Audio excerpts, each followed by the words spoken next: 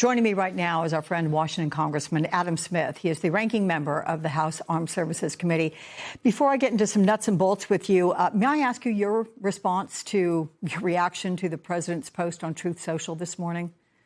Well, look, I mean, the entire war, his rhetoric has been embarrassing and unhelpful. I mean, it's been designed to sort of drive our allies away and, frankly, make the United States of America look like a bunch of bloodthirsty lunatics.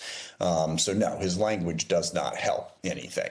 It has strengthened the hardliners in Iran, and it has given them more power going forward. So, yeah, his rhetoric is deeply problematic, and it would take me another 5 or 10 minutes to adequately express my concern about that. So I don't want to go too far down that road. But yeah, no, it undermines the war effort and certainly undermines the United States of America's credibility in the world. Just one quick thing. The way I've taken to putting it, most countries in the world are looking to de-risk from the U.S. I mean, from Canada to Germany to France, because they don't want to be in a position of having to be humiliated by Donald Trump. I mean, his belittling insults have forced a lot of the world to say, hey, how can we get to a place where we don't have to be as dependent upon the U.S.? And that is bad for us in ways that go beyond just the outcome of this war in the Middle East right now, including losing reliable partnerships. All right, let's move to that daring mission to find the missing Air Force colonel, which involved hundreds of special ops troops going deep inside Iranian territory. What are your thoughts on that successful operation? Well, first of all, I'm incredibly relieved, certainly for the service member and his or her family, and for all of our service members having gotten in and out of that mission, apparently without significant casualties. So very relieved. And also, it just points up how incredibly capable our military is, especially our special forces, which have been honed in war for the last 25 years. It is absolutely true that we have the most capable military in the world. Now, the problem is the military solutions are not always available. You can have the most capable military in the world, but it can be beyond what any military can achieve. And I think that's the challenge we're running into in the Middle East. It's not that our military isn't incredibly capable. They are best in the world. It's not that they aren't doing a fantastic job. They are every single day. But the overall strategic goals defy simple military might's ability to achieve them.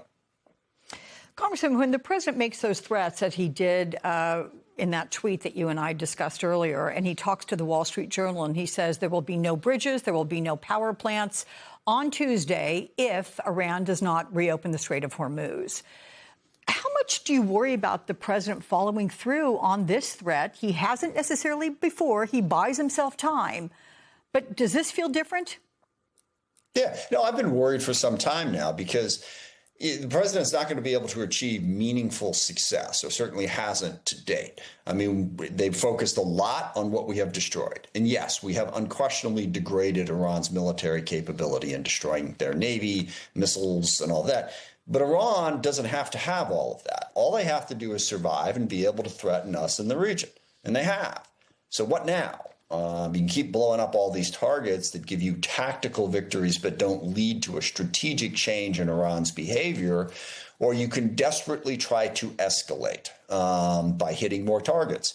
And I am deeply concerned that he is going to desperately try to escalate. And the impact of this will be to simply strengthen the hardliners in Iran.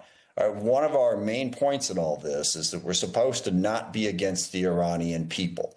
The Iranian people are incredibly well educated. Frankly, prior to this war, they were as pro-American as any people in the Middle East. Our complaint is with the extremist, dangerous Iranian regime. And it needs to be noted, by the way, as the Iranian regime is accusing us of war crimes, the Iranian regime is targeting energy supplies and infrastructure supplies and civilian targets all across the regime. So they should just shut up about that. They've got nothing to say, but we're supposed to be better than they are.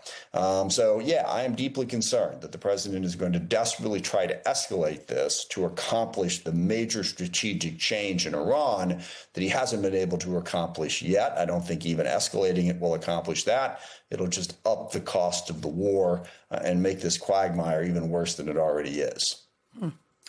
Well, despite the president's claims that Iran is beaten and completely decimated, it is clear that Tehran continues its strikes across the Gulf. And you may have seen coming into the show, sir, Haifa was hit, whether it's by directly an Iranian missile or shrapnel from a missile interception. The Associated Press has not clarified that, and we're waiting to confirm it big picture as well. But recent reporting says that Iran still possesses thousands of drones and has been digging out underground missile bunkers and returning them to operation hours after an attack.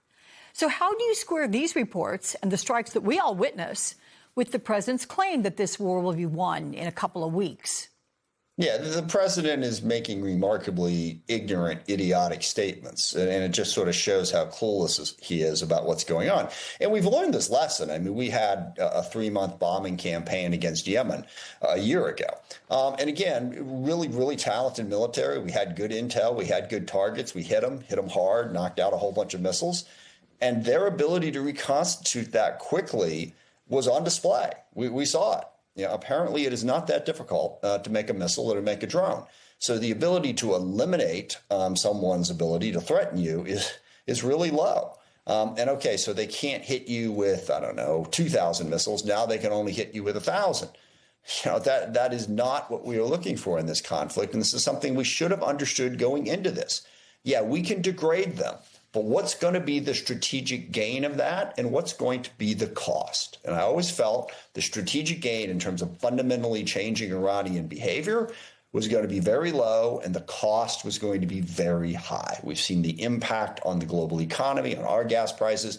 There are Asian countries around the world right now that are struggling to find gas at any cost because of how disruptive this war has been. So yes, Iran doesn't have to do much. Again, I make this point over and over again. It gets boring past a certain point.